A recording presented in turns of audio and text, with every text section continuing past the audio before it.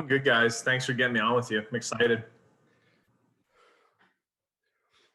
I'm good. Can I just say down in North Carolina, by the way, it was like 74 degrees today. So was it? It was nice. I was ready to, I think I got the flip flops out for the first time today. No, those are my bedroom slippers. Keep my feet warm. Yeah, but if you don't put them in 4-wheel drive, then you can wear them around the house.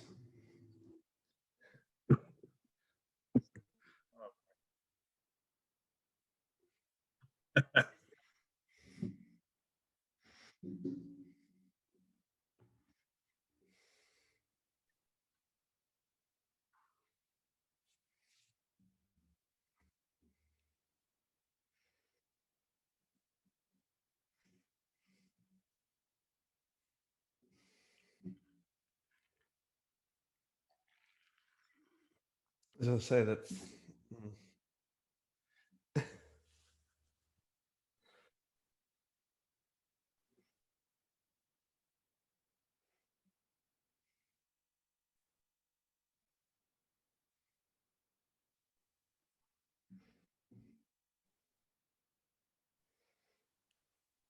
I have a passion for all sports, really. This kind of fell in my lap. Someone offered me tickets to go to Pocono in 2008, and I was like, oh, I don't know. I'd never been to a race in person, and it was awesome. I was so glad I went. Totally unexpected experience of just like a giant party and left turns and gas smells.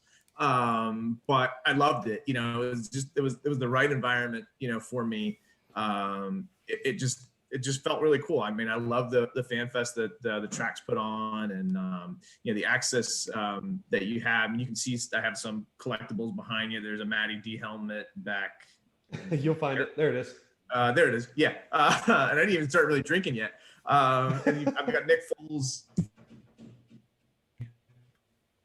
there.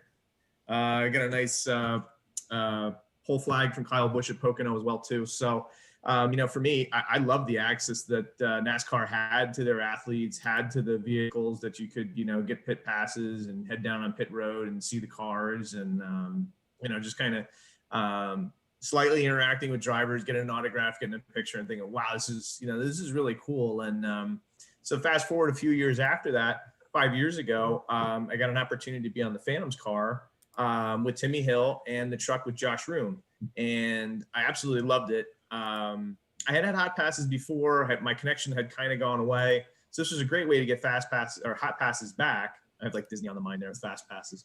But it was a great way to kind of get back into that. And did I ever think it would turn into any of this? No. But I think with anything, when you're in business and you see some opportunities, you start learning a little bit more about what you're doing. The next year, we kind of stepped up our game, started working with David Reagan. And I loved working with David. Obviously, he retires in the middle of a 2-year deal. And just started meeting people in the garage. It went from, MBM Motorsports up to, front row. A lot of people start looking at what you're doing and started making connections instantly at that point. Yeah. So I just want to let the chat know, thank you. I do realize that my mic was muted for the entire first part of that. Don't worry about it. Jonathan heard me. So the question that I asked him was something, you've been a racer in a long time. Tell us your journey. And that was his answer. So, and I was going to say being a NASCAR sponsor has to be cheaper than a trip to Disney. So it's no wonder that you got, the two convoluted there. So I find it interesting. Number one, I guess I didn't realize his name was pronounced Josh Room. I always wondered how you pronounce I think that's that. right. Well, that's what we're going with. He's welcome to come on the show and correct us if we're wrong. I'll just leave that there.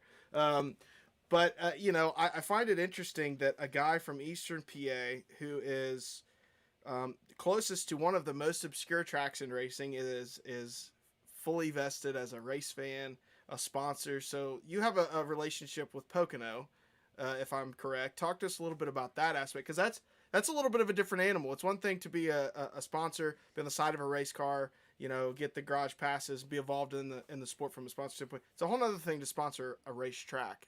So talk to us about that. Yeah, that partnership kind of, just happened. I want to say that I've actually lost track of how many years it is, to tell you the truth. So I want to say it's between 8 to 9 years that we're working with Pocono and doing their flowers there. And it basically started out that Brandon Nadowski, who now works for NASCAR, was the president of the track at the time. He and I were getting a 40 under 40 award for business. And my wife said, you really need to talk to this guy, you need to go over there, introduce yourself. You need to get this account. So I would say maybe 5 minutes after talking to Brandon, we had a call, an email, and, he got me in. We're still there today, even though he's gone. And what opportunities we had. I mean, it was awesome. Even before I was sponsoring FDP Brakes, who I'm not sure if they're still on all the cars, but they were on all the cars for the longest time. Used to put up a big trailer there and have all kinds of top shelf alcohol, steaks, bacon, burgers, like you name it. We would do all their flowers there. They would invite us. They'd have all kinds of giveaways. I got a bunch of AutoZone stuff, some Joey Logano things. So it's definitely been pretty cool. When Dale Jr. kind of had his last farewell tour, we did a big event for him, did all the flowers for him up at one of the ski resorts up at Pocono. So I've done stuff for Verizon, Alta, Lowe's for Jimmy Johnson. I mean, we've done so much cool stuff with Pocono. And, that was just a plus when we were looking to get into racing. I think that definitely helps. And the support that Pocono gives us, even just hitting the like button or the retweet button, is huge. I mean, it's great to see that, somebody that you do business with has your back. And I think when we went to get Dover and do the same thing, partner with Dover, it was very easy for me to say, well, listen, I've been with Pocono 7 to 8 years now. That's a great reference. It was easy. And, this year, we should be announcing soon an extension on our partnership with Dover as well, too. So they've been phenomenal. I'm a big fan of the Monster Mile and the Tricky Triangle. So at least I've got all the cool track nicknames kind of locked down here in the Northeast. But, just some great opportunities. I think I've been fortunate in life to really meet some good people and have people really not only buy into myself, but what my company does as well, too. So I'm grateful that a lot of those things have kind of just fallen in place, and people, and definitely, and you guys, just goes from the fan level all the way up to, the highest level in NASCAR to the executives of how people have just embraced us in the sport. It's just been incredible. Yeah. So what was the big aha moment for you that said Richmore is in NASCAR? You know what I mean? What was that moment that you sat back and went, I'd be damn, my company is here? Yeah, I thought when I got the opportunity 3 years ago with Garrett at Martinsville that this is probably going to be a once and done thing.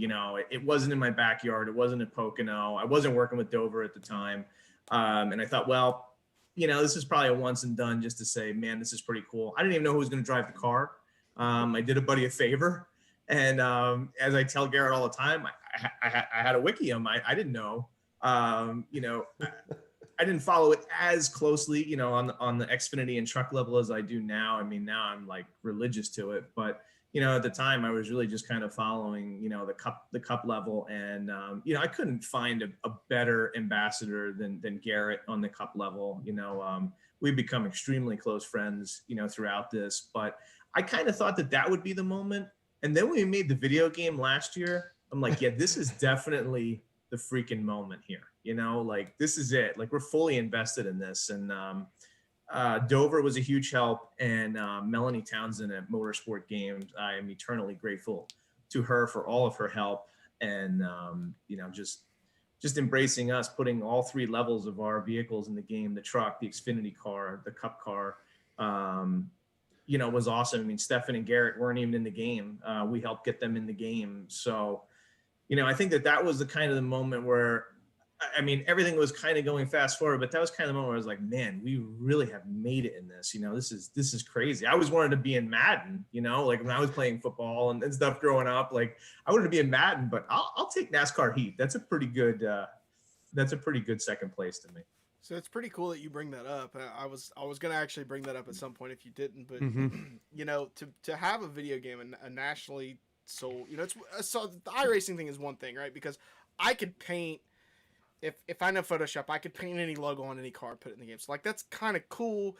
But like NASCAR Heat is one where these cars are in the game. The people that go and they buy this so that they can race as Kevin Harvick, as Chase Elliott, as whoever, they can race as Rich Mark Forrest. They can race as in trucks, Xfinity or Cup cars.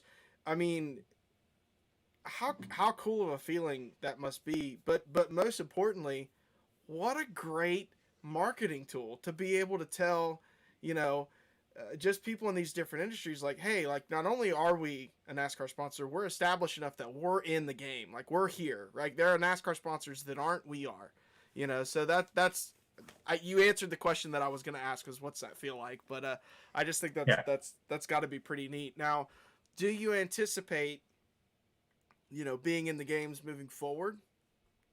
I think so. We have a really good relationship with 704 Games, and I think our relationship with Dover, they have an awesome relationship with them as well too, 704 and Motorsport Games. So I kind of already talked to them, at the end of last season about what they were going to do. I mean, I won't get into some of the things that they told me, but they have some nice enhancements coming for the next series of games that they're going to launch. So and they seem to want us to be a part of it, or even a bigger part of it. So, as long as we keep growing in the sport, I'm sure that one or not more of our primaries will be in there this year. And I don't think it's going to be too challenging for us to be able to say to them, hey, can you include us? And just by the way, guys, I think that they do an awesome job. I think they get a lot of flack on social media. They do an awesome job at including multiple sponsors that aren't just massive companies. Yeah, I agree with that 100%. Their inclusion is incredible. I mean, even for them to include us, especially at the magnitude that they did, I think says a lot about them. So I think I see a lot of the posts that people get flack. I'm like, how can you give these people, flack? It's a game. It's not iRacing. You want something, authentic, go iRace. I think that they do a phenomenal job, and just the support that they give the sport back itself. They're always tweeting about a driver. They're always putting pictures up of different drivers. They're not just focused on the top 5 guys. So I think that they do a phenomenal job. They definitely deserve more credit than they get. Yeah, I agree with you. I mean, we're really lucky here at 4 Laps Down. We've partnered with a new startup NASCAR Heat League, the Elite Racing Association, to give a little plug for that. That's something that myself and Chip and some other guys, we saw an opportunity to create that, and we did. And so we've been really just blown away at just how much fun it is just to sit down and play that game. I mean, I'm a big iRacer. I know you've recently gotten into it as well, Jonathan. Yeah. And but even going back to NASCAR Heat, I mean, it's kind of different as it is, and I don't say that necessarily in a bad thing, but it is a very different animal. It's just a lot of fun to be able to get together with the same guys week in and week out and have a league, and and I know you know about that as well. You're involved with some NASCAR Heat leagues yourself. So, but shifting gears a little bit from the kind of the video game aspect of it, talk to me a little bit about what your anticipation is for this coming season. As a race fan, not necessarily as a sponsor, but as a race fan, what are you looking forward to most this year? We've got all the new road courses. We've got Bristol on dirt. You've got they're looks like they're keeping the Pocono doubleheader, which I thought was cool last year. That's back this year. What are you looking forward to the most this year as a race fan? I love the start of this season. I mean, knowing a lot of the underdog guys, I can't wait to congratulate my friends at Front Row and Michael McDowell when I see them here at Pocono, and hopefully I can see them in person and we can be at the track. But I'm so excited how the season started. I'm always a big underdog supporter, and I think it's awesome, to the fact that we've had 2 first-time winners to start the season. So I'm very excited to see how it all kind of, shakes out. how with all these new big sponsors, we've got Pitbull, Kamara was with Vargas, we've got Antonio Williams. I am so excited for the sport, and I think that this is a great thing for our sport. I think this is awesome that more athletes and more big name celebrities are starting to flock towards it and starting to embrace it. We got Michael Jordan. I'm just so excited to see how it shakes out, and I'm excited on a more personal level. I'm excited for my friends across all three series that they have some good finishes, and they have some good seasons, and excited to see from a sponsorship standpoint, I'll put that hat on, not my side of it. I'm excited to see new sponsors. I like to see new companies coming into the sport. I like to interact with them and see how their experience is and what they get out of it. So I'm really excited for the season. I'm excited to see some of these new drivers in new places and see how well they perform. But I think the storyline is really set for an amazing season. I mean, you've seen McDowell, win Daytona and then come back from a catastrophe start to a top 10. I mean, that is a great thing for our sport, is to see, a middle tier team running with 2 back-to-back top 10s and a W to start the season. I think that that's awesome. I'd love to see more parity in our sport like we see in, across the other 4 major sports. So I think that that's an awesome start. Well, then, I mean, you look at it, because, I mean, look at a guy like Ryan Preece. JTG loses the charter, and he's sitting 7th in points right now with 2 back-to-back top 10s. Back-to-back top 10. And nobody's talking about him. No. But then you look at guys like Byron and Bowman, and they're further on. Those are the guys. So, well, I wanted to ask you, because you brought up the celebrities thing, and I remember seeing a tweet about it way back. How serious were you about trying to pair up with Alvin Kamara? I think that it's still possible that something like that may happen. I mean, Ryan and I, talking to regular, I had talked to him, after the race just to kind of boost his spirits. And, I mean, obviously he was beat up about it. He wanted to have a better finish. He wanted to, perform for Alvin Kamara. And I said to him, like, if anybody can appreciate what happened out there today, it's got to be a football player. Football is definitely one of those games where nothing is guaranteed. You know that the minute you step out on the field. So anybody that's played football on any level knows, that any given Sunday it can go either way. So, I hope that Alvin had a great experience in NASCAR. It sure sounds like he did. So, I wouldn't be surprised at some point this season to, if he gets back out there, for us to try to get back out there with him and try to build on that.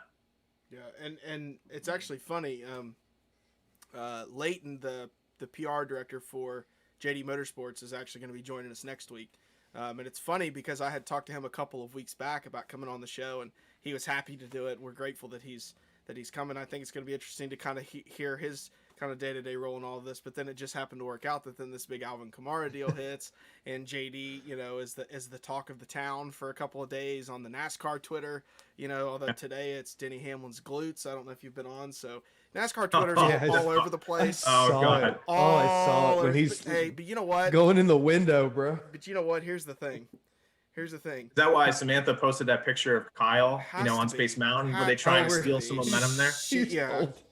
Yeah. I mean, listen. I should say Samantha posted that picture of Kyle. Samantha said, I was going through and I found this gym. Yeah. My guess is Kyle got a hold of her phone. Because I feel like that's, I have been told that Kyle is every bit the person in real life that he's not a character on TV. He's kind of that guy in real life, and unless Samantha is around, then he's the choir boy and he behaves. So my guess is that she wasn't around and he got her phone. But again, I don't know. I could be wrong. I don't know her any more than I know him. But I just think it's funny. NASCAR Twitter's all over the place. But back to the Ryan Vargas deal. He, one tweet, he does his job. He tweets this, guys, we need sponsors. I'm driving. We're there. I need sponsors. And some random person tweets Alvin Kamara and said, you want to get involved, buddy? Here's your shot. And you know what? Good for Alvin Kamara for putting his money where his mouth is. Because there's been a lot of people talk about, man, NASCAR's great. I went to a race and had fun. I want to get involved. I got the money. I want to get involved.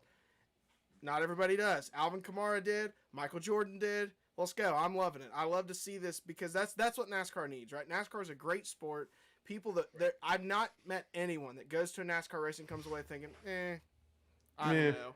Everybody that goes, are like, man, this is awesome. Yeah. This is so Yeah, awesome. it's a big party. Yeah, and then for our sport to get the exposure of having the greatest basketball player of all time, and it's not arguable, Michael Jordan. This is the wrong podcast to get into that argument, but it's not. Michael Jordan, he's a team owner, right? Then you've got Alvin Kamara, arguably one of the best running backs in the NFL today, right now. I mean, he's at the peak of his career. He will never be more famous. Four-time than Pro he Bowler. is. What's that? 4-time Pro Bowler. Oh yeah, 4-time Pro. So we did a football show in the fall, and Ship was our stat guy. We brought him in, and he was like our Rain Man with the stats and all that. Did you? You'll have to get me on for that. We'll have to talk some fantasy football when absolutely. There we go. So we will definitely. So when we kick that off for next football season, you will be on the list of special guests. Nice. So we'll bring you on. But yeah, I mean, it's just great for our sport to see the exposure that we're getting. You know, I mean, it was good for the sport of soccer when LeBron James got involved in ownership of Liverpool. You know, and it's no different here. These mega stars from other sports getting involved. Well, look at Pitbull. I mean, we talked about it last week. I mean, he's bringing in that Latin culture to come in with Trackhouse. I mean, that's a whole nother aspect as well. And Daniel Suarez leads a couple laps last week. That car's up front. He leads a little bit fast. This year. And probably, and no offense to Jonathan, but I love that paint scheme. The iFly paint scheme with the red, the white, and the blue. It's still one of my favorites. That's pretty neat. But I agree with you. There's that small market team, but it's got that big name behind it. It doesn't have Joe Gibbs equipment, but it's got that notoriety. Son, that thing was a striped ape. That was a fast car right there, man. I know. I mean, it was running around. I know. Now, and I do have to give a shout out real quick to our friends over at Last Lap. They are a Latin American focused Facebook page community based out of Costa Rica. We have partnered up with them this year to help bring our content to Central America and for their content to come up here to the States with the goal of advancing kind of the cause of NASCAR throughout the world. So Andres, appreciate you being a partner with us. Shout out to our folks over at Last Lap. Now, the Pitbull one was interesting to me because that's one that I didn't expect. Not to sound any type of condescending, but I would expect a regional florist from Pennsylvania to want to sponsor cars because A, could be great for business, but B, it gives you a way to get involved with a sport that you love. Pitbull was kind of off the wall for me because I really still don't understand other than he just wanted to do it. Is that a little bit how you got into sponsoring? Is more because you just kind of wanted to, because I don't see what Pitbull's going to get out of this. Maybe that's how it started for you. I mean, talk to us about that. Yeah, for me, it just started out as something to have some cool VIP access and just something cool for the company to be like, hey, I've got my company's name on a car. And, obviously it totally spiraled, from there, and for the better. A lot of opportunities presented themselves. I've built a great network of fans, drivers, teams, other businesses. It has definitely taken some time to get to that point, but I think that once you hit that level of respect in the garage, the respect comes very quickly. And I think that, people that put into their sponsorships really only get out of it what they put into it. We put a lot of work into it. We use it, in our work shirts. We have people in racing groups. There's so many different aspects of what you see with us in racing, from the merchandise to the video games, to the at track, to the fire suits, to the helmets. I mean, we even have, I think maybe 5 or 6 custom helmets with more on the way out there. So, even it just covers a whole broad basis of people. So I think it's awesome, that celebrities want to get involved in it. And I think they want to get involved in it because they want to build a network. Not that Pitbull needs to build a network, but I think the opportunity for people like myself to say like, hey, my guys are out there running with Pitbull's guys. My guys are out there running with Jordan's guys, to be in the same sentence as those people, I think, definitely carries a lot of weight in the business industry. And I mean, for us, it's a marketing tool. It's a brand building tool. I'm sure for Pitbull, it's more of a, long-term business thing, or maybe he just enjoys racing. I mean, I'm happy to have him. I love the diversity in our sport. I think it's a great thing if the sport wants to grow. I mean, it's just like in business, you have to be diversified in everything that you do. and in order to grow something. So I think it's awesome, and that's definitely, why that's how we got involved in it. I mean, just kind of something that fell into our lap and something that grew into something, incredible, because I learned things and because people took some chances, or people had respect for us. So I think it's awesome. That's great. Well, I mean, we definitely don't need to get it twisted. I mean, you see what I did there? Twisted. Yeah, I was quick. You're still doing flowers. I mean, Richmore is still a florist company. It's not just a NASCAR sponsor. And We got to the sell way flowers to pay for the bills. I mean, exactly. And they're very good at, from what I see. I mean, I can't get them down here in North Carolina, but hey, to each their own. But the way I look at it, the cool thing is that it's not only NASCAR. I'm pretty sure, and correct me if I'm wrong, you guys were at the Chili Bowl this year. Yeah, we were. Yeah, I mean, I've got so much stuff going on in racing. I know. Sometimes I don't even, I don't even think about it. Like I said, there's guys that run our iRacing schemes. I mean, even celebrities run it. Stephen Wilson was just running our truck, last night in an elite league race. The guys from the Pro Premium League. One of the guys, Mike, always runs the 53 every week. So it's awesome to see what kind of goes on, and sometimes I lose track of everything that is going on. Like, okay, what team has our logo in iRacing? Like, what are we doing? But Chili Bowl was awesome. I've become really good friends with Ryan Ellis as all this has gone on. We're on Call of Duty constantly together. So we've grown to be really good friends and talk on the regular.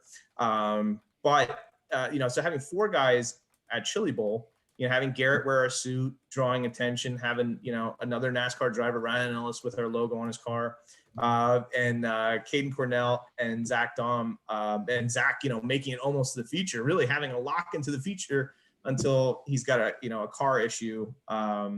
So, I mean, that was crazy. I mean, somebody had just kind of talked me into it. It wasn't a huge, expensive adventure to do it. And it turned out to just be something fun, and something that we did win a feature out there. Mm-hmm. Yeah. We did win one of the early races, so we did win. But something I would have said a couple of years ago, what the heck is that? And what is the point of this? And by the way, I'm horrible on that at iRacing. I won't even try that on iRacing. I think Ella's convinced me to try it once, and I'm like, yeah, I'll never do that again. well, we've got to get you out on the track a little more in the iRacing, because I noticed you're being timid. You're not quite ready to run in the public lobbies yet. We're gonna get you out there, man. Get you some wins. I ran with Tim Duggar invited me to run with him and his crew. So it was a bunch of country singers. TJ Majors was in there. Ty Gibbs was in there. It was like 2 days before he won the race. I knew Duggar was good at iRacing. I had no idea he was that freaking good at iRacing. So, before the race started, I'm like, listen, guys, I never drove these iRocks. I've never drove this track. Take it easy on the King of Flowers here. Where'd you guys? So what cars did you drive? Those the iRocks. Okay, and what track were you at? Nashville. Now we're at Super Speed is not even on there. It's Fairgrounds. I love that track. That track is so much fun. It was fun, but it was a learning curve, while I was doing it. And the guys were pretty gracious. I stayed out of their way, kept it clean. So I do get on with my Shelby Park friends, Caden Cornell, who I sponsored out at Chili Bowl, and all the Shelby Park guys, Shane Wyatt, who's an iRacer, and Rolly, who is the owner of Shelby Park. We've got an awesome crew of guys that kind of get together. Kyle Keene, Chase Howard, some sprint car drivers, and we get on there and play. I haven't been in any public lobbies, probably because I don't even know what I'm doing yet. To be honest with you, though, I'm sitting here saying, like, you should race in public lobbies. You're like, I mean, I raced with Tim Duggar and Ty Gibbs. I'm like, yeah, never mind. Just keep doing Forget the public lobbies. Forget never I mind said me that. getting you in public lobbies. How do you get me in those lobbies? That's what I want to know. So I was gonna ask you. So the Chili Bowl obviously is really cool. You had a couple cars in that. Talk to us a little bit about your approach to kind of your whole partnership aspect of iRacing, beyond like it's fun, you drive it, you like to drive iRacing, but like obviously you have partnered up with a number of different iRacing leagues and some of your partners in, obviously on track real NASCAR, you have carried over that partnership with an iRacing. What has that been like for you? mean, it just connects everything together. That's all what I'm about with business is, executing, throughout. I think that's why our company's been successful for 4 generations, is completing the execution all throughout what we do, being excellent in everything that we set out to achieve. So it's awesome. I mean, it's just another ad for people to see. I want colorful paint schemes. One of the things of having multiple drivers is that each driver kind of has his own identity in the brand. So, not everybody's driving a pink and black car. Everybody has their own kind of look to it. Obviously, if we run Cup, we want to run, pink and black, and Josh and Garrett, have done that, and that's okay. I mean, that's different. But we've had Tony Kanaan drive for us in iRacing. Stephen Wilson's done it a bunch of times. Sage Karam's going to be doing it. Obviously, our on-track guys. Yeah, TK almost won. So the deal with TK was I talked to him. It was right after Mother's Day. He had not been able to get flowers out to Lauren.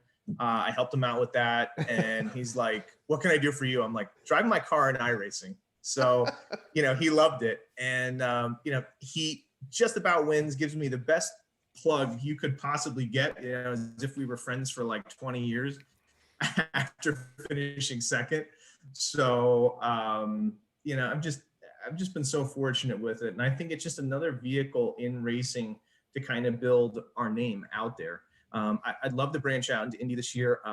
We've been in talks with a few of the guys about doing something. We were talking about doing the Indy 500 last year, and I kind of got talked out of it by the team, which was a smart move because, nobody was really there to appreciate it. I was hoping to be out there too, but, obviously, nobody could really be there for that. So I'm fortunate that the team I talked to was gracious enough to talk me out of that. And I think that says a lot about the sport and a lot about the respect level that we have in the sport that, hey, these guys are going to be around for a while. We'll get them. Yeah, it wasn't just a let's take their money and run. It was a hey, this skill is back a minute. Yeah, I think that we're kind of well past that. We know what to expect. We almost really need somebody to over deliver for us. Then we're going to over deliver for them. Yeah. But like I said, we've just been fortunate to have these guys kind of buy into really what we're doing and really embrace the brand. And I mean, I get emails or direct messages or text messages from, grassroots drivers up to, high level drivers saying, hey, how can I be a part of this? I mean, what is more successful than something like that? Somebody saying, hey, I want to be a part of what you're doing. Yeah, so you're having at this point teams and drivers from all levels of racing reach out to you the same way they would an Exalta, a Lowe's, a Home Depot, a General Mills, like some of these bigger kind of blue bloods of like the racing sponsorship world. You're kind of there. I mean, is it safe to say you've made it? I guess, I think personally, I won't feel like I've 100% made it till we hit victory lane on one of the 3 levels. And I don't care if it's an associate. I don't care if it's a primary. Before I'm done with all of this, I would love to have one of the 3 levels checkered flag. I mean, obviously, it's probably more doable in trucks or Xfinity than it is in Cup. But, I would love to say at some point that, we've hit victory lane. I think we're there. I think that it's pretty easy to tell from all the things that we've just been talking about tonight, that we're there. But I think my personality of not being satisfied with just that, I want to keep pushing and, I want to be involved in this for a long time. I enjoy it. I've made a lot of good friendships and, gotten a lot of support from people that, like Daniel said, you may never even buy anything from me, but you know who I am. Mm-hmm. So, I'd happily buy flowers from you, but you don't ship them to Cincinnati, I guess. I don't think they'll live long enough to get to North Carolina. Yeah, maybe we'll get to that point, at some point down the road here. But I think the bigger picture for us is, goes well above and beyond just the sticker on the car. We're looking to build a network with, with companies and have these celebrity connections where it's easy to say, I'm trying to make a sale or I'm trying to land somebody. Hey, here's a list of celebrity clients that we service. These are all people that we've worked with in racing. These are sports teams. These are sports venues that we're involved in. It's so easy to open a door for one other type of thing like that. And when you could say, hey, I do the flowers here, I do the flowers there. Oh yeah, you do? All right, great. Yeah, we should definitely talk. So I think it just helps. It just helps build a network, but it also helps build brand reinforcement. People see it and they respect it. Cool. Well, the fact that he can say, old TK needed some flowers, so I got him some flowers. I can say old Double N over here needed something from me. I can do that. Yeah. Wow. So, and the other thing I think, and I think I saw it as well, because your Twitter mostly is the only thing I see on my timeline. Every once in a while, I'll see NASCAR Chasm, but other than that, it's mostly Richmar. You're not the only one in racing. Obviously, you've got somebody else that's been running some laps, if I'm not mistaken, right? Oh yeah. Guys, our little spokesgirl here could be after their sponsorship. I tease the guys, and we're all friends on social media, so everybody sees it. And she came to me this summer, and she's like, the guys were at the house for Pocono, so we had an awesome time. We hung out, we played golf, cooked out, played cards. Smithley still owes me $20. Ooh, but you gotta, I gotta stop you. I guess you gotta tell the viewers at home who we're talking about here. Well, Garrett. So not Garrett, Josh, not Garrett. Who's the driver we're talking about? Who's the driver? My daughter. My daughter is the driver. There it is. Yeah. My daughter's the driver we're talking about here. So, the guys hung out at the house. We had an awesome weekend. She comes up to me and Charlotte comes up to me and she says that, she would really love to learn how to drive a race car. I'm like, I don't even know how to drive stick. Wrong guy. So, all I know is I hit the paddles on the back of the wheel when I shift. Do you use the paddle shifters in iRacing? Yeah, of course. Team paddle shifter. Let's go. I'm just glad that Sage Karam, he's the one who hooked me up with some iRacing stuff. I'm so glad that he didn't have one of those shifters. And when I looked at the Indy wheel, when I looked at the Indy wheel, I'm like, which button sends you to the moon? All of them. All of them in your first race. Yeah, exactly.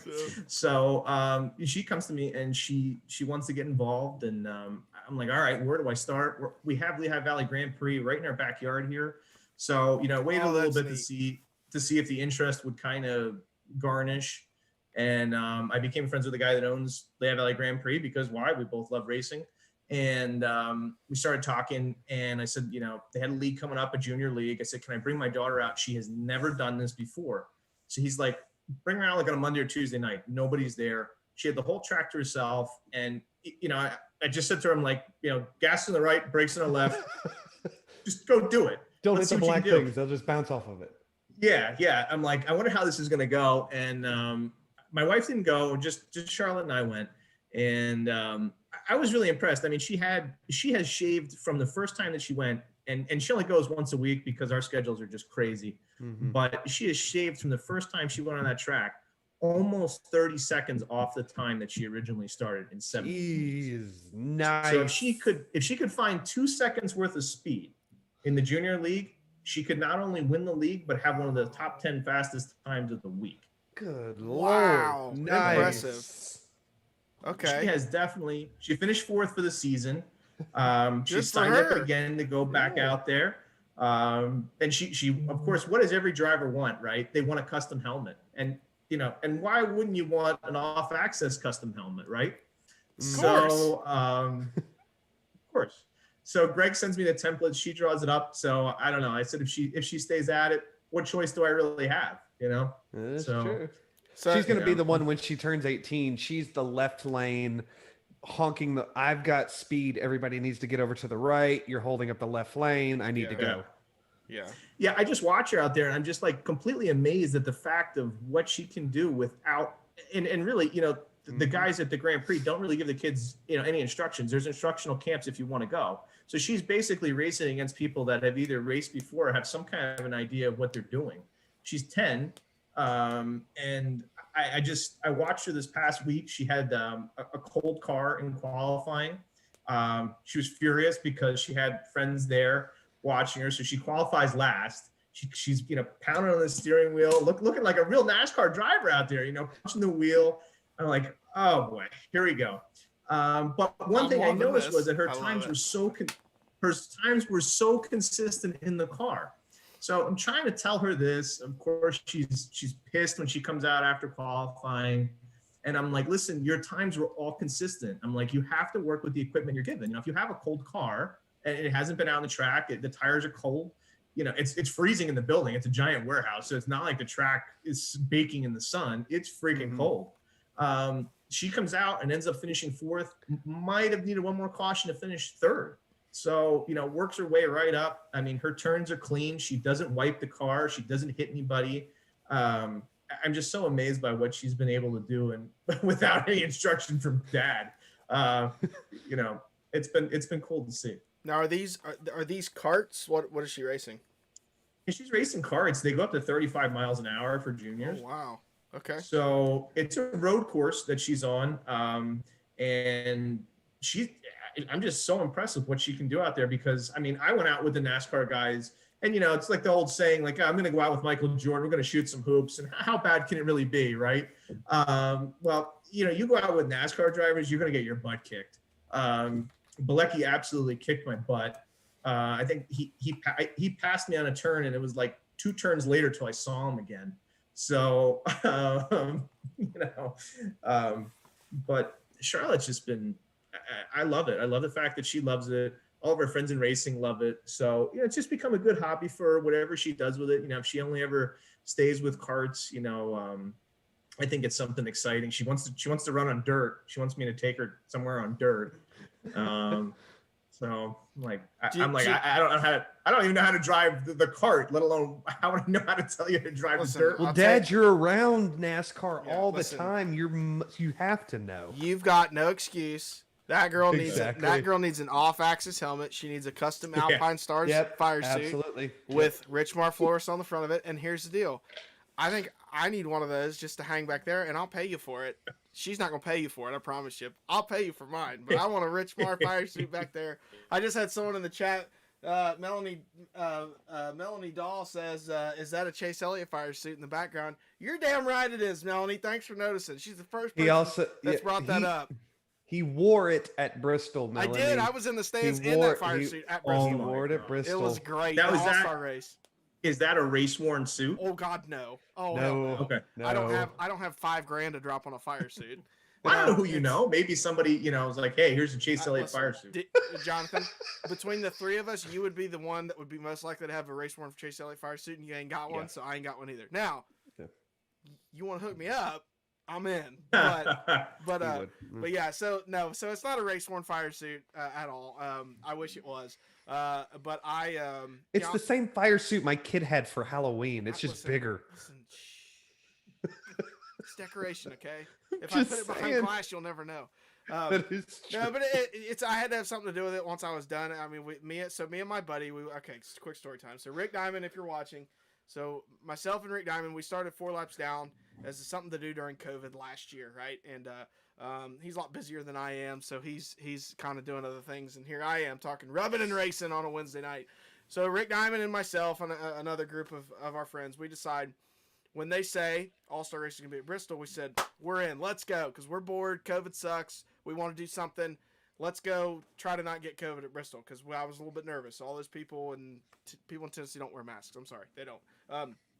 So we go to Bristol, and I said, we got to, because for those of you watching at home who know Rick Diamond in person, know everything he does is over the top. This Dale Sr. cutout behind me, he gave to me because he had too much just stuff in his home bar. He had to get rid of some of it to get more stuff in. So, I mean, that's like a real in-store 35 years ago display that you can't buy in store. He's just, here, take it, please. I don't have a place for it. So he's just way over the top with everything. So he says to me, he goes, he and I are big WWE fans. He said, how can we make this more like WrestleMania? Because if he can make it more like WrestleMania, he's in. I said, well, of course, we dress up like people, like kids at wrestling events do. They dress up like their favorite wrestlers, and they have signs in the stands. He goes, so we dress up like our favorite drivers, and we do stuff in the stands. And I'm like, if you buy that, you mean drink beer, I'm in. So there's a picture of us on Facebook, and I'll share it into the group after the episode. There's a picture of us on Facebook. We were wearing cowboy hats because he didn't want to bring his helmet in, his full helmet, because he wasn't sure they'd let him in. I'm Chase Elliott, and he's Kyle Busch, and we were in the stands in full fire suits. And after Chase wins the All-Star race, because Kyle Busch came in second, was chasing him down. Everyone, as we're leaving, booing him out of the freaking stadium. Everyone's coming up wanting pictures with me. Like, there was one guy so hammered. He was like, "Are you the real Chase Elliott?" And I said, "Yes, I'll sign your chest." And, it was just ridiculous. But it was a lot of fun. And the infamous guy who climbed on the catch fence at the end of the race, do you remember him? He came up to me and wanted a picture with me, and I said, "Brother, you're famous, not me." There you go. I remember that. Shit. I remember seeing you post that. Yeah. So, So there's the picture, and I'll That's post the awesome. actual one. And what's funny, well, I got stories all day about that, but some of them are off the air stories. But that was a great trip. That face right there tells me that you're about a case in. I'm just saying. No, I wasn't. That was before the preliminary race. Now, find the one with the Mountain Dew hat sitting on top of the cowboy hat. I just saw that. That's the one that tells you I'm about a case in. There you go. That's the one. There you go. That's about a case in. That's a face only NASCAR could love. Exactly. And what I've never told anybody about that Mountain Dew hat. So it's a Chase Elliott like Mountain Dew sponsor hat from like 2 years ago. Can't buy it anymore. This guy down the road's wearing it, and I looked at that and I said, I have been trying to buy that hat for 3 years and I can't find it online. And I looked at my buddy. I was like, "You think he'd give it to me?" He goes, "No." I said, "Is he old enough? Can I give him like 3 beers for it?" And he goes, "He's definitely not 21. He was literally, guy was like 18, 19 years old." So I walked down there. I'm like, "Bro, what's your Venmo?" He goes, "What?" I was like, $40 to your Venmo right now. Give me that hat. And he said, "Okay." I handed him my phone. He typed in his Venmo. I get back to my seat. My buddy takes it. He goes, "I like it better than you. I'm keeping it." So I bought him 2 rounds of golf later that summer, and he has the hat now. So it's a great story. But so we had a lot of fun at Bristol. It's a great time. I'm gonna be there this year for the dirt race. We were gonna go anyway, and then they were like, "Oh, it's the dirt race." I'm like, even better. And then found out today that the Cup cars are running heat races on Saturday night before the race. I'm like, guys, you don't understand. Cup cars and dirt racing. It's like I've dreamed about this, and now I finally get to go. But so I could talk all day about our NASCAR shenanigans, but you could. I want to ask you. I want to get into a little less of the business side, right, and a little more of the personal side of NASCAR. What has transpired, or what's it been like? Because obviously you've been a long-time race fan, and you're probably first and foremost a race fan, more so than anything else. What has it been like to be involved in this industry in a business aspect, right, a sponsor, and then watch that kind of transform from its business with Garrett and Stefan and Ryan Vargas and some of these other guys. You even were on Corey LaJoie's car at one point last year. What's it been like? What's it been like seeing this transpire from a business venture to it's a lot more than that now? There's a lot of personal connections and friendships that you've made. How has that been? I think it's just, I mean, this is how I like to do business. I'm a personable person. I think like one of my maybe good / bad traits is loyalty, to people. And, I'm always one of those people in business that, just wants to treat everybody the way that they would be treated. It's a family business. So that's one nice thing about, that's kind of how we embrace Richmar Racing. It becomes a family aspect. And I guess I'm just a likable guy. I mean, like how many other sponsors play Call of Duty? Or hop on iRacing and do that stuff. I'm gonna say very few.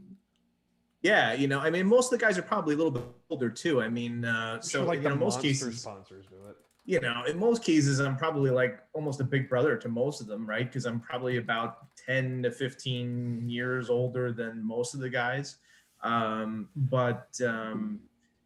wasn't sure when I invited the guys up for Pocono if they would, want to hang out for the weekend and kind of really do some team building and kind of get to know us. And they were like, "Yeah, we're totally down for that." And I was kind of like, "All right, I'll believe it when I see it."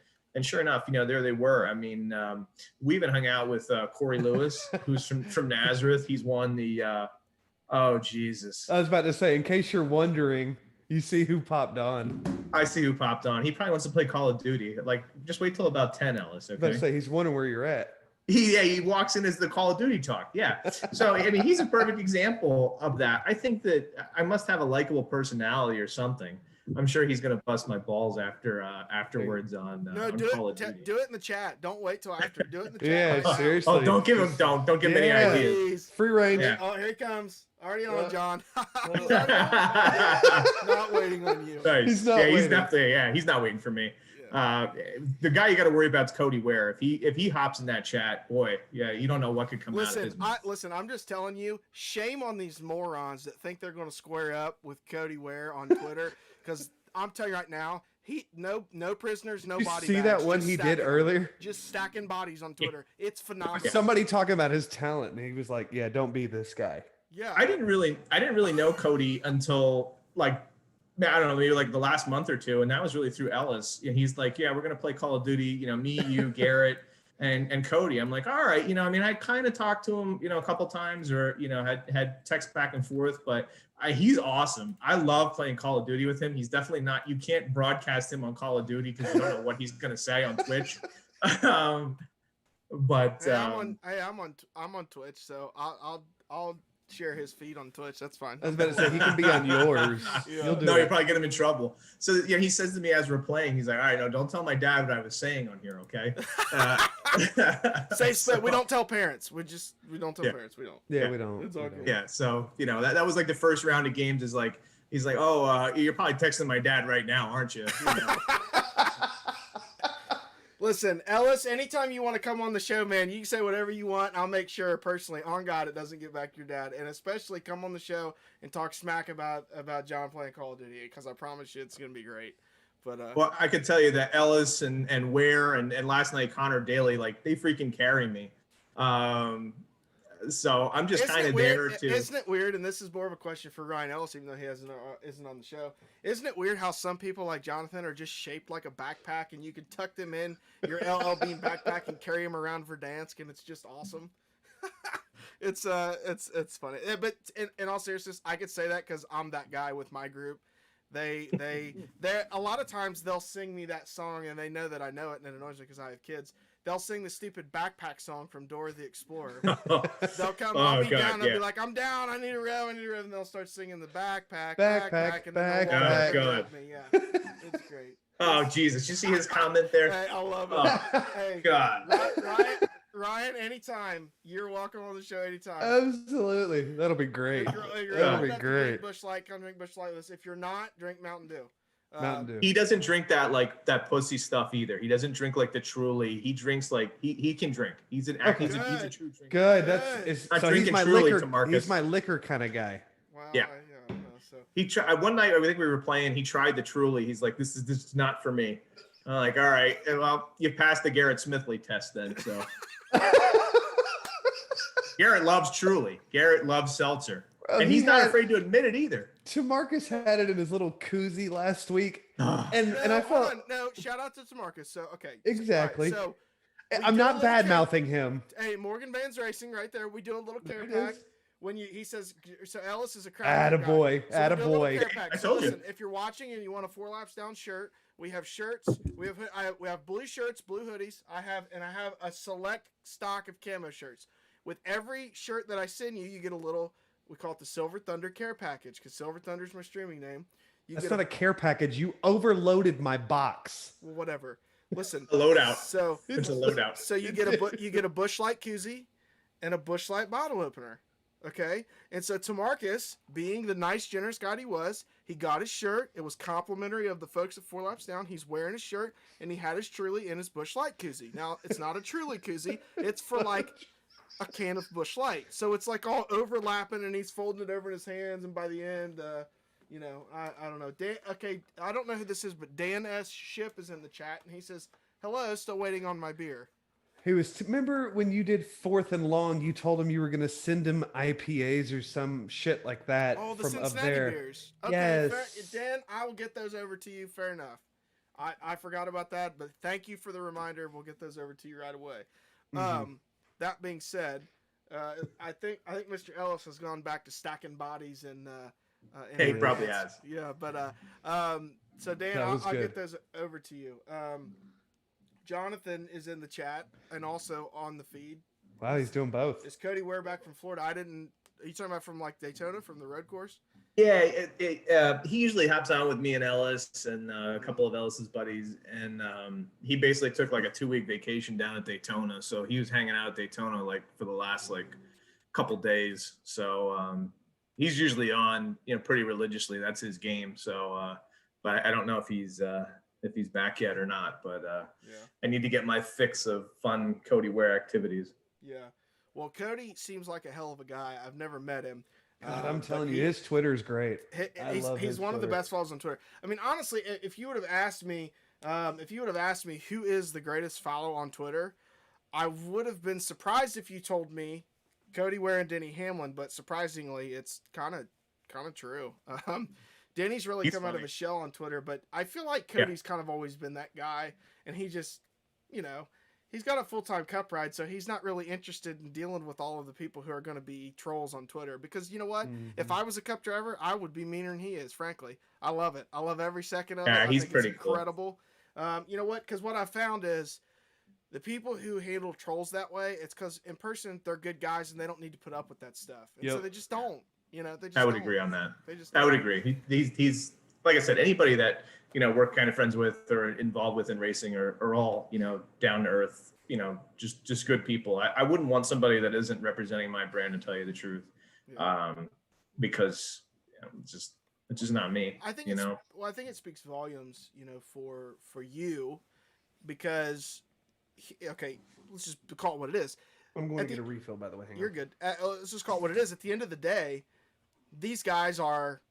You're their sponsor, right? So in a way, you are kind of their customer, and so they have to not screw up that relationship, but they have a good enough relationship with you where they can kind of let their hair down and play Call of Duty with you and joke and cut up and be themselves and know it's awesome. And know that the business relationship is intact so long as the business relationship stays intact, and you don't have to be something you're not. I think that speaks volumes both for these drivers, but also for you as well.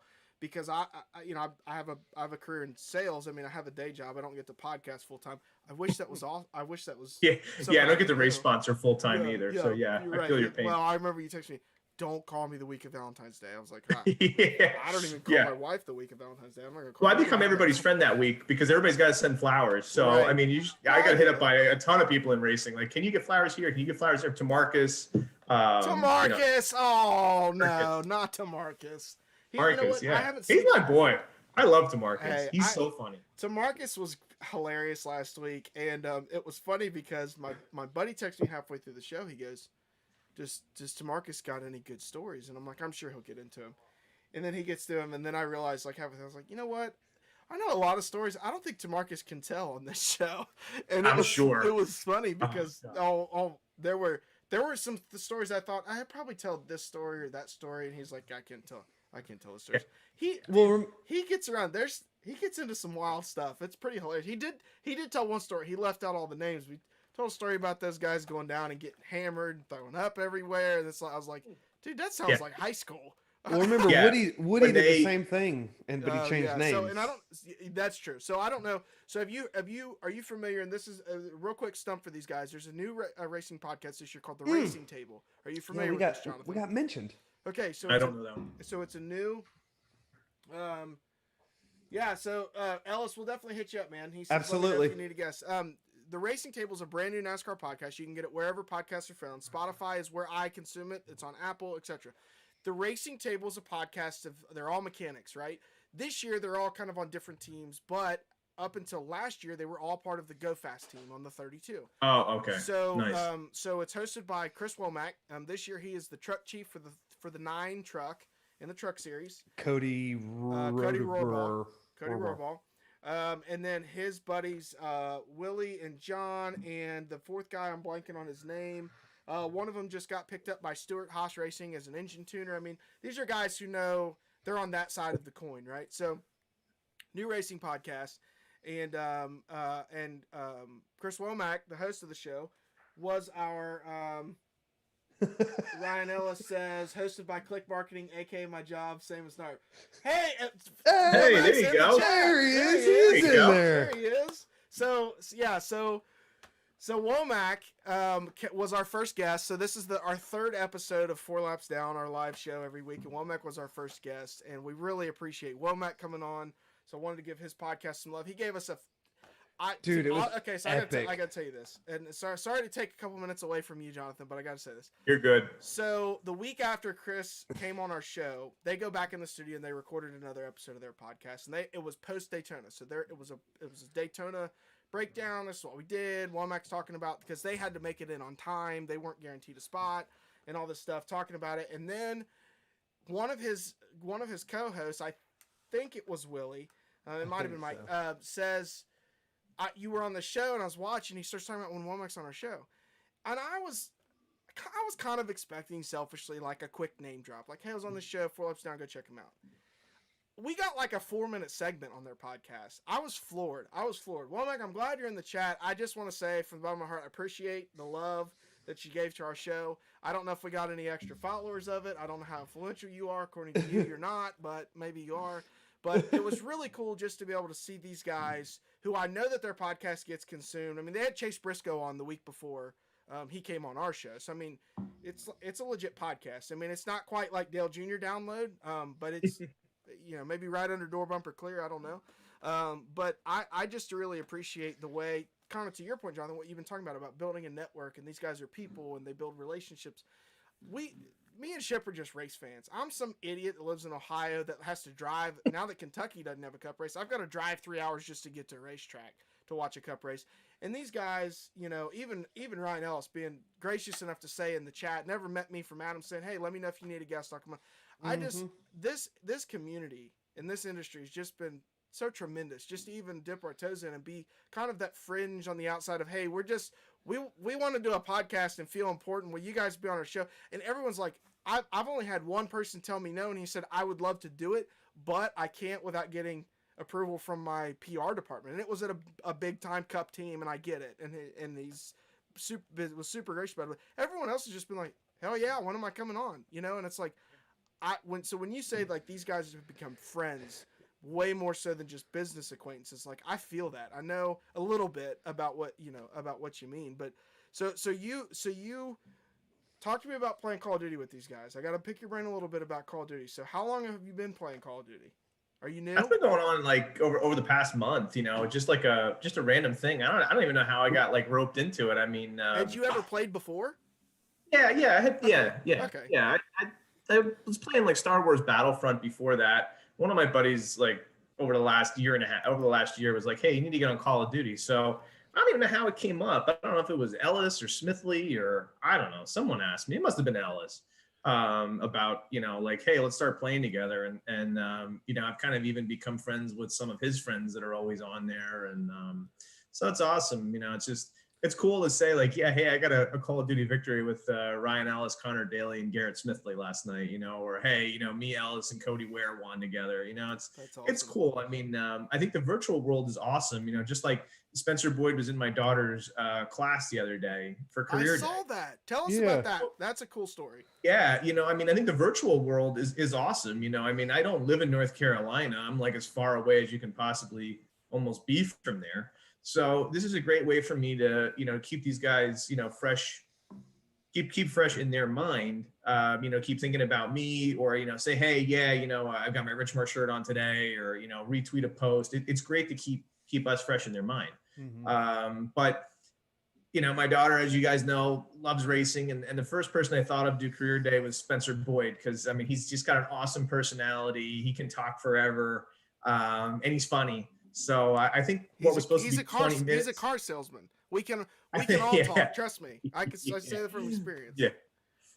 I think what was supposed to be 20 minutes turned into an hour, which was awesome. That was not something that I asked him from a sponsorship standpoint. That was something I asked from a friend standpoint. This would mean a lot to my daughter, and the kids would be really excited. I mean, who wants to hear Charlotte's dad talk about flowers? They don't want to hear that. They want to hear somebody talk about going 200 miles an hour. So, I'm grateful that he was able to do that. Oh, nice. Cody is back. All right. Well, all right, we got to hit him up. It's like 2 weeks without Cody. By the way, sounds like Cody Ware is going to start stacking them in Verdansk tonight. Hey, all I got to say is me and Ryan Ellis are going to be really good friends because I'm a huge Capitals fan. Oh, God. So, I did get the ring replica when they did win, Oh, so no. I'm just saying. Ellis had a custom Capitals helmet. Yeah. Oh, I saw I it because did he see retweeted. that. That's He neat. retweeted the Denny Hamlin like Capitals paint scheme. I like that. I was like, oh, that'd be so good. But So how long till we can expect a Richmar Capitals themed paint scheme for Ryan Ellis's car? I said to Ellis, we should do like a Call of Duty one. Like that would be freaking cool. Okay, You know, where here's a they question kind I of have. put that bundle in the game. You know, he drives Yeah. the car, and then they, you know, like put his skin with like his Oh, helmet. that would be sweet. that would be Now, nice. see, No. now you're thinking next level. But the problem is, you know, if how would you see to shoot people if you've got the visor down in front of your face? Have you thought about that? Because it's I don't know, first if you're person. playing- if- It's first person, you're so playing, that like- visor's going to be down. Yeah. Well, if you're playing like Ryan Ellis, the visor can be down, and you're still gonna wax people. So he's dead eyes. What you're saying? Yeah, he's Exactly. good. He's good. That's He's great. good. But I was like, yeah, you know, like wouldn't that be freaking cool? And apparently he had talked to them about it. So I think he's pushing for it. I mean, I think that would be Well, awesome. Listen, that'd be sweet to see, because that would be a massive crossover. I mean, that really would. I mean, Call of Duty is one of the most prevalent, you know, brands in pop culture today. I mean, you have to look high and low. My wife has never played video games. My parents have never. Well, my dad played Atari, but my parents never played. They know what Call of Duty is. I mean, how awesome would it be for a guy like Ryan Ellis to be like, bro, I got a skin in the game. You know? yeah. You know, like that. You know, those are just, you know, ideas that we're throwing back and forth. And I think that one of the things I'm looking forward to in NASCAR as our brand name grows is to try to co-brand. You know, kind of like we're doing this weekend. I saw Melanie said, "Who's our pick for Homestead in the chat?" The 53. Come on, Melanie. I was gonna bring it up. Mr. The new Smithly. paint Jared scheme. Smith. So, you know, and big thanks to KSDT for hopping on board and, you know, wanting to be a part of what we do and wanting to be a part of what Garrett does. I mean, that's awesome. That helped me get another primary, you know, this year working together with them. So I want to do some co-branding, you know, in NASCAR as we continue to grow. So, you know, if some opportunities arise with some teams or some celebrities, you know, I'm definitely wanting to try to come up with a way to do that and just from a marketing standpoint, get some more eyes on us. I mean, I think the teams and the drivers do a good job, but let's face it, there's only so many eyes at one time on them. So bringing in a celebrity or bringing in a team or we'll even say a genre with Call of Duty or something along those lines, you know, I think Call of Duty is probably a dream for me, but you know, but You never there's know. definitely some people out there. There's definitely some people out there, I think, that, you know, are interested in you know, co-branding together, and you know, so, you know, we'll see. I mean, that's definitely been one of the goals is to try to, you know, continue building the brand and you know, trying to pair up with somebody else, you know, maybe a singer or, you know, a team, whatever, a venue, whatever it is, just to draw some more eyes to what we're doing, I think would be really cool. Yeah. So let me ask you, your aspirations, is it always going to be into sponsorships, or is there ever an aspiration to own? Well, I'm a small company, so I don't think that's going to happen. But you know, I think that I think we're fortunate enough that we can do this. I mean, obviously, you know, times in the economy are the way they are. You know, some businesses are really not doing well. You know, so for us to be weathering the storm and being able to continue to follow through on our commitments to what we have done so far, you know, has definitely been very rewarding. You know, what I love to, I probably could learn what to do. I mean, just like I've done with the sponsorships, it might take me a little bit to figure it out. I'm not going to lie to you. I can't fix a car. So, I could probably figure out how to pay the guy to fix it. Yeah. Exactly. I wonder if Cody Ware Time knows to a guy check. that knows anything about owning cars that he could maybe put you in front of and let you pick his brain. What do you think? Yeah, I think so. I I'm think sure there's so. a guy. Probably. I think so. I think Rick Ware owns more race cars than anyone on the planet. He's probably got I'm just more. amazed. One thing that amazes me about the Wares is that how down to earth they are for what they do. You know, they're definitely, they definitely have found a niche in racing and now in IndyCar. which I think is just awesome for them. It's good to see good people, succeed. And I'm happy to be a part of what they do. I'm happy that they buy into what we do as well too, and thankful for the support that they give. And I'm hoping at some point down the road to continue going with that, and just continuing to build on that relationship with them. Yeah, I mean, it's pretty cool just to see the presence that Rick Ware Racing has. I mean, just for them to be able to be everywhere. They're everywhere. They're a staple of racing. It does not matter the type of racing you're talking about. It's Rick Ware. It's the old joke. Rick Ware was there. They were out in Chili Bowl. Yeah. They're in IndyCar. Cody did awesome. The Daytona 24. I think that's something I'd like to do with him down the road as well. As we can build more business relationships and put some money back into racing. If he's going to continue doing that, then I think one of those big ventures, whether it's Daytona or Indy or the Rolex 24, I'd love to get involved on that end too at some point if budget works out and we continue growing in business. I think that would be really neat to say at some point. That other than hopefully for a checkered flag or a nice ring, I would hope at some point that we could say, we've done one of those crown jewels, and it doesn't have to be a primary. It could just be to be able to say that, we were there for that. I think would be a great achievement. That'd be awesome. So one thing we asked all of our guests, and I'll ask you the same thing. Tell us your favorite story about being involved in racing. The rest is open-ended. What is your favorite story? When someone says, "Oh, you're involved with NASCAR," what's your favorite story to tell people? God, that's well, I'll put it this way: that you're allowed to tell, and if you need to change names to protect the innocent. No, I won't call anybody out or anything like that. I would say just kind of getting that call to do a primary at Martinsville and helping a buddy out that was kind of in a tight spot and, making it affordable to do it and even just to try it. I think if I don't run into the fellow's name is Rusty Kucha. He's basically in my backyard here, probably about 20 minutes away from me. If he doesn't see me wearing a Richmar Cruise shirt in the garage at Pocono, I'm probably not talking to you guys right now. We just became friends, exchanged numbers. I was with Front Row at the time. I hadn't even done anything with Rick. And he was kind of with Rick and Go Fast. And, the opportunity came. He called me. He's like, "Hey, I need flowers for an event." I said, "Great. Why don't you just slap me on one of the cars and we'll call it a day." And so we were on Bilecki's car 2 summers ago, and he called me later that fall, and he's like, "I've got a really good opportunity. You're not going to say no, and you need to hear me out on this." So, that's really where the history of my involvement in racing begins. I take a chance on it. I know it's not in my backyard. I don't know what I'm doing. I wasn't even on Twitter at the time. I just thought, wow, this is the coolest thing ever. I can take my daughter. We can, have this memory forever. This will probably be the only time we ever do it. And it happens, I've stayed really good friends with Rusty. We had this guy knows everybody, he's like 6'4", and a legend at Pittsburgh Steelers games. So cover your ears for those Ohio people. But he takes me out for a Monday night game against the Bengals. They absolutely destroy the Bengals. We're hanging out with ex-Steelers.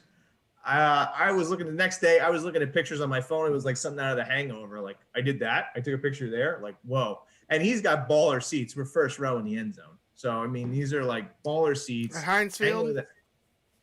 Heinz Field, hanging with ex-players, Monday night game. Yeah. We are literally the last people to leave the parking lot. I don't know what the heck time it is, 2-3 o'clock in the morning. Stumble back to the hotel. It was, But did you swim in the Allegheny? No.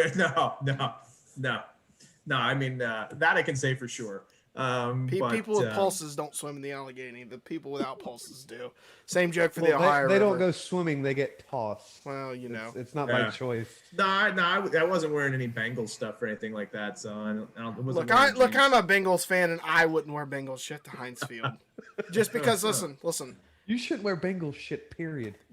Okay, aren't you a Cowboys fan? Let's talk about Correct. that. Sorry, that's fine. Cowgirls. Okay, you want to have we're not having this discussion right now. Wrong show. We have 4th and long. Wrong show. In August. Yeah, I listen. I got to dunk on him being a Cowboys fan. So when our football show started, Ship was not a regular. I was not. And he was one of, so we did every week, just like we did this week. We did it every Friday. We started, it's kind of funny. We'd always talk, so I'll tell a quick story, because we got a little bit of time. Jonathan, you got a little bit of time? Story time with me. Yeah, go ahead. They're waiting for me on Call of Duty. You're cutting into my Call of Duty. Okay, I'll be quick. I'll be real quick. I'm sorry. Okay. It's okay. So I'm just teasing you. So we started 4 Laps Down way back during COVID. We talked about racing, and we went on and we were doing our live broadcasts were essentially like we would get in front of a camera and we would take country music requests and drink Busch Light and talk about NASCAR. That's all we did. It was really super like, these guys are fucking hillbillies, frankly, is about what it was. And nice. It turned into, we were coming up on football season, and I said, hey, we did a show about, kicking off the NASCAR playoffs. And we did a show for the Kentucky Derby, because the Kentucky Derby was in the fall last year. I said, let's do a show for NFL opening weekend. I'm like, oh, okay. And me and a couple other regulars on 4 Laps Down got together, and we said, let's do a show. We'll go live on Facebook. It'll be great. And I called my buddy, and I said, hey, you don't know anything about this group. You don't know anything, but you know football, and I enjoy talking about football with you. Come on the show with us. Get in a Zoom meeting, blah, blah, blah. So he was kind of our first special guest. We ended up going live. It was the Friday before opening day for the NFL season, and we did not miss a week until the week before the Super Bowl was our season finale. And what it ended up being is we got the Friday. I was like, hey, we're going to be doing a NASCAR show. Let's kind of use this as a test run and get the kinks worked out and figure out how to do it. Long story short. So a similar format to this. But Ship ended up coming on the show as our guest picker, I think, week 5, week 6? 6, I want to say. Something like that. 7, and then me, being the brilliant marketer that I am, I'm not, but in my own mind, I said, well, Ship's going to be my co-host on the NASCAR show. We'd already talked about that, because the other 3 guys that did football with me, they're football guys. They don't know dick about NASCAR. Weren't interested. And so I said, well, Ship being, on my NASCAR, I want to get him FaceTime with the 4 Laps Down crew, whatever. And so he comes on the show, and then we spent, I don't know, the next 13 weeks dunking on you as a Cowboys fan, and it was. I got to make fun of Chris Lane's haircut, so that makes it even better. That's true. So Chris Lane's our resident gambling expert, and I had to break it to him. I was like, "You're not allowed to be on a NASCAR podcast because all you talk about is DraftKings and gambling, and you're really good at it, and you win our viewers a lot of money by telling them what to do. But you can't be on our show the same time as like drivers and pit crew people and talking about gambling and sports lines." I said, NASCAR might have a problem with that, so we're just not going to go there. So you don't get to meet Chris Lane tonight, but he's one of our great personalities here on 4 Laps Down. But Bobby Peters says, "Go Steelers!" Shut up, Bobby. He knows I hate the Steelers, but Bobby Peters, long history. So we've got a couple of minutes left here, and then you've got to go shoot some people in Call of Duty. So talk to me a little bit about what you want to get out of this. I'll use the term investment. That makes it sound purely business, but I think you get enjoyment out of this as well. What do you hope that this adventure turns into for you in the coming years? Does it involve, maybe Charlotte becoming a professional racing driver? I mean, does it involve you, like Ship alluded to, maybe becoming a team owner? I mean, where does this road lead in your mind that would give you the most fulfillment possible? I think, just to be able to continue what we're doing in racing, I think would fulfill me. I think that if we were able to land a little bit more B2B, out of things, which I think is definitely heading that direction. I think when life kind of gets back to normal, I think it's going to be much easier to connect. I mean, Rick Ware had an awesome summit in Florida. Tamarcus was like FaceTiming me every night from there. Why aren't you here? Garrett's, him and Garrett, they were both after me, and Jason. It would just been fun to see those guys like in a an unprofessional setting and just grow some friendships that way. Not that I don't have friendships with those guys already, but I think it would be awesome. I think if we nailed some B2B, I think if we picked up a couple more track partners, I think if we were able to, break into, like I said, one of those 3 major events, I think if we were at some point able to, get a win or a podium down the road, I'd even be happy with a win, place, or show in that respect. But, who knows? I didn't think it would get to this point. So, I'm open-minded in everything. I'm obviously a businessman on top of it. So if something presents itself, if there's something that I can do out there that looks like, hey, I'm with the right people, we can make some money, then so be it. Wherever my daughter goes with it, I'm going to support. I love the fact that she's interested in all of this. And, I just love the support from people and teams that we don't even sponsor. There's a lot of drivers, a lot of teams that support our ventures that we're not even on their cars, or we're not even affiliated with their team, but yet they see what we're doing in the sport and they're supportive of it. So I think it says a lot to where we've come, and I just want to keep building off of that. I think that if we can continue doing what we're doing and even get better at what we're doing, I have some short-term goals. I have some long-term goals. I really thought that long-term goal, winning a race, was going to happen with Chandler Smith at Daytona in the 18 truck. I can honestly tell you, I've never you were watched on the deck lid, right? Yeah, we were on the deck lid. They actually just posted a picture earlier today of that car. I'm like, hey, look at that deck lid. I can honestly tell you that with 6 laps to go, I was never on the edge of my seat as much as I was watching that race. Let me tell you, keep sponsoring his truck and you will win a race, because that dude's a stud. He's actually, part of that deal was that he'll actually be wearing our gloves. He's going to have custom Team Richmar gloves that he's going to be wearing as well too. That's going to be so cool. I haven't got to meet him yet. I mean, I know his manager because his manager is also Brandon Brown's manager. So we have some stuff going on with Brandon this season too. We're kind of welcoming him on board. Great guy. Who haven't you talked to? Richard Petty, probably.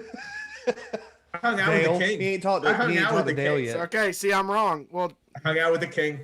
That was all Jeff at front row. He got me like a half hour. We were just standing there talking with the King. I mean, we weren't even talking racing. We were just talking about life. I mean, it was awesome. Everyone always asks me, they're like, if you could hang out with Richard Petty, what would you ask him? And I said, I would ask him, what would he do differently when he ran for Secretary of State of North Carolina in order to put a better campaign together to win the race?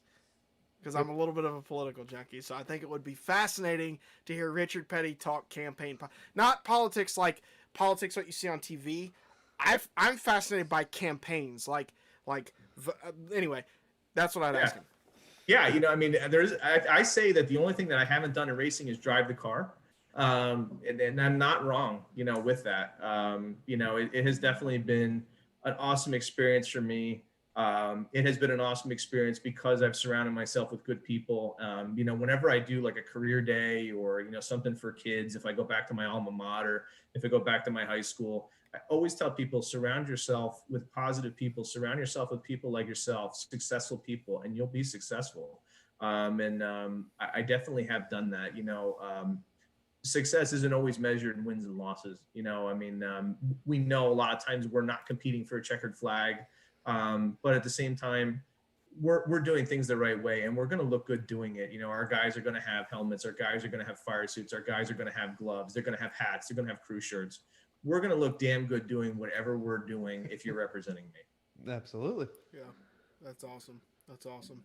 Well, Jonathan, I can't tell you how much we appreciate you coming on the show. I know we're an upstart NASCAR podcast, if you will, and you don't get anything out of being here, and I just can't thank you enough for just taking time away from your family and from Call of Duty, and from Ryan Ellis, as darling as he is. Yeah, he seems. You got to get him on here. You got to get him on. Hey, I honestly, all of them. If they you would have listened, I don't care. I just say this, and I'm gonna be transparent for a second. If you would have told me by your third episode, you're going to have NASCAR drivers in your chat saying, please let me on your show, or that. Yeah.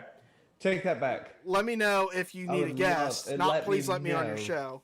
That's a little bit exactly. extreme. He's not there Yeah. yet. He's not begging me. But Yeah. if you would have told me that NASCAR drivers at all were watching my show, let alone in my chat saying, I will be on your show, I'm happy, I would have said, no way. I would have said, listen, if Jonathan's willing to come on, I'll have to pay him like $1 million to like tell Smithley, like, hey, there's this BS podcast that like, do me a solid, make these guys feel like, You'd have to answer the phone first. That's between you guys. Alice knows if he's still listening. To be fair, Garrett Smithley's never answered when I called either, so don't take it personal. I think he must have changed his number on me because I just get this number has been disconnected. Well, that's weird, but I appreciate you coming on. I appreciate what you have done to benefit the sport of NASCAR. I mean, I am old enough to remember the glory days of Dale Sr. and the Rainbow Warriors and Rusty Wallace and all of that. I'm actually fortunate to be able to say I was at a race that Dale Sr. won. My first ever Cup race I went to was the 95 Brickyard 400.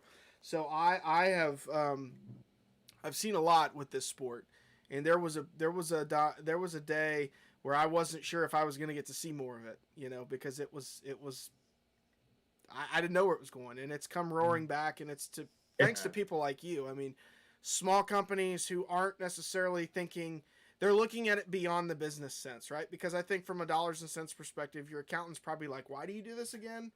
And then you have to remind him, your numbers aren't all the answers, buddy. There's more to it than that. And then to hear about things like your daughter, Charlotte, wanting to, she meets these guys and she sees your involvement and she wants to race cars. I mean, I'll guarantee you, and I don't want to put words in your mouth, so correct me if I'm wrong, but I'll guarantee you could spend 100,000 times more than you are, and if it made her feel passionate about the sport and she was able to get enjoyment out of it for the rest of her life about this sport, it would be worth every penny to you, and that's the type of stuff that really makes this sport and everything so worth it. So thank you again for coming on our show, for giving us the time, and like I said, even got a bunch of the Star guys watching too.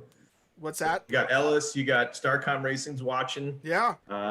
You got some good eyes on this thing tonight. We appreciate it. I mean, we're just glad that everybody, we're just glad for everybody to tune in, and I mean, we're just, like I said, we're just a bunch of guys. We just like talking racing, and it's been, and it was really great having you on to give us kind of that sponsorship perspective, It's easy to talk about what's it like being on a pit crew. What's it like? Tamarcus was great, man. He talked about the day-to-day of like being kind of the guy that helps to market Rick Ware and connect with the fans, and he told some great stories about connecting with fans. It's interesting to hear, your perspective. Next week, I'm really looking forward to next week too. I mean, Leighton from JD Motorsports is going to be on there. Leighton's awesome. Can you help me pronounce his last name, because I want to say it right next week when he's on? Okay. You're on your own on that one. Thank you. Okay. Okay. I got his first name. May God be with you. I'll say this. I don't think that I have publicly revealed this yet, but we actually have talked and we do have.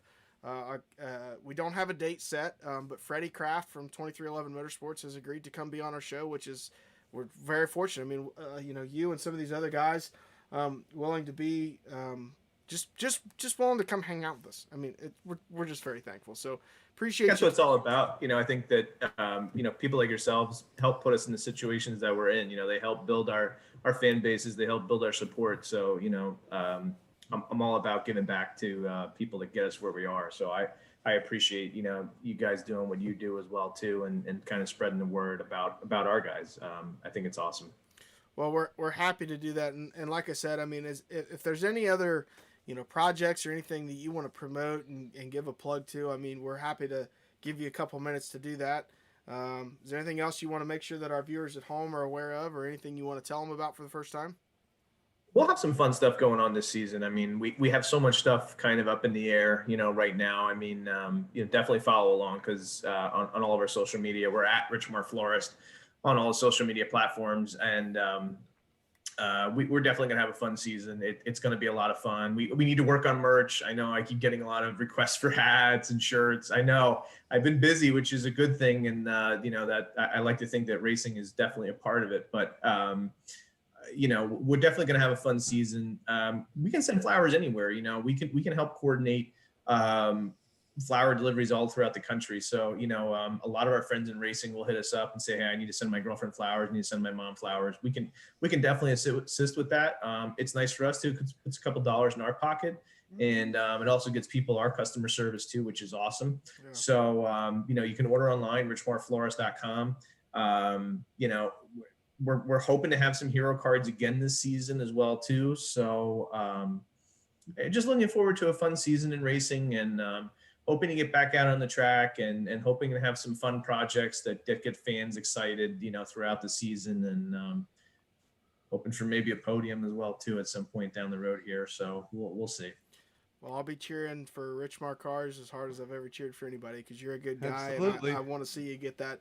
I want to see you get that win. I mean, you say podium. I want to see you get that win. I mean, we have wins. We have wins. We have Garrett won in a late model truck. Mark Smith just won again the other night. Mark Smith's got 2 wins for us now in 360s. So we do have some wins. We have some iRacing wins as well too. But to get national series is to get a win in one of the top 3 series in the country, I think would be incredible. Yeah. So we're fortunate, to already have a few wins in just a few years. So thank you, Garrett. Thank you, Mark, for doing that, and putting us in victory lane and getting excited. I'll never forget that Dover Speedway, after Garrett won that race, actually sent me a handwritten congratulations card, which I hang on to every single day. Isn't that cool?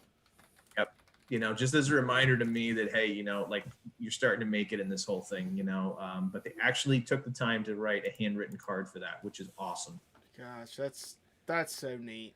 I mean, that's neat, and it's so real quick story. Then we'll get you off here. So here Garrett, we go. Story time. I think you said that 3 times.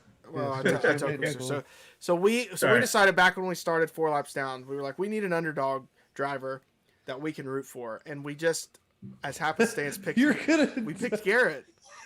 We picked Garrett, and he was in all 3 series at the time, and we wanted a driver we could root for, and we picked Garrett, and so it was kind of funny because I thought, man, Garrett Smithley's sponsor's coming on. I wonder if Garrett's going to watch our show, because that'd be pretty cool. But maybe he did, maybe he didn't. I don't know. But I don't know. At any rate, Mr. Morrissey, thanks for coming on our show. I appreciate you.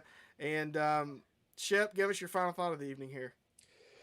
I mean, overall, we've had 3 weeks of perspectives from 3 different, aspirations in the business. And even tonight you hear it that even a sponsor has just as much involvement as the mechanic, as the social media coordinator, and as we'll probably hear next week, the PR person. But again, it's incredible to hear, and I can only say so much as to say thank you. I know you're in your man cave. I've stared at that helmet, the picture, Eagles. We're not going to talk about it, so I'll allow it. Salty. Yeah. So, but again, it's thank you so much, and I always appreciate it talking to you. Likewise, and hit me up for football. We're going to talk some football. Yes, absolutely. we are. Yeah, so we'll be back this fall with 4th and Long, and Mr. Jonathan Morrissey from Eastern Pennsylvania, Eagles fan. We've not actually had an Eagles fan on the show before. No, we have not. So a lot of people hate us, so it's okay. We embrace it. I don't hate Philadelphia teams.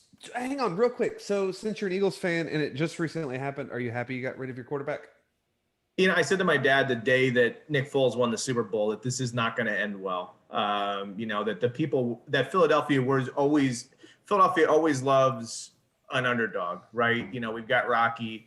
Nick Foles is forever. He should just open the first church of Foles.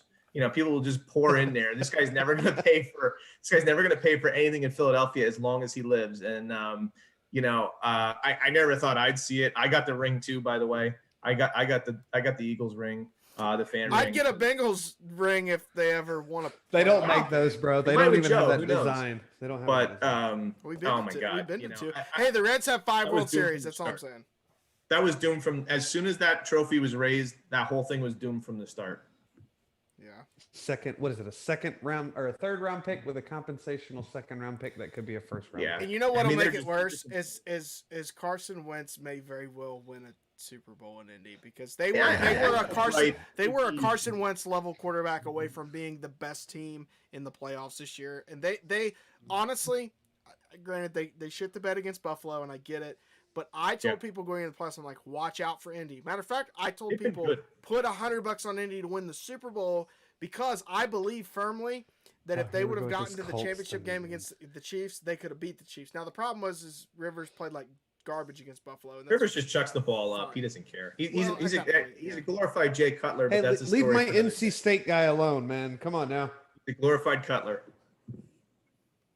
Do you claim Russell Wilson? Yes. Okay. Do you notice when he always does his intro, it's the pack of Badgers when he introduces himself? Yeah, I know, and I like that. I respect that because he respects where he came from. But he'll look good in a Dallas uniform. Thanks, guys. Jonathan, it was fun. Jonathan, it was fun. Have a good night, man. We'll see you. Thanks. We'll see you guys. Thank you. Yep. All right. Well, guys, I appreciate everybody tuning in. Let's get these names out of the way because they're in our faces now. Everybody watching at home, thanks for tuning in. This has been another episode of Fourth and Long. For my co-host, Mr. Ship, I am Nathan. Appreciate everybody tuning in. Daniel. Nathan. Have a good night.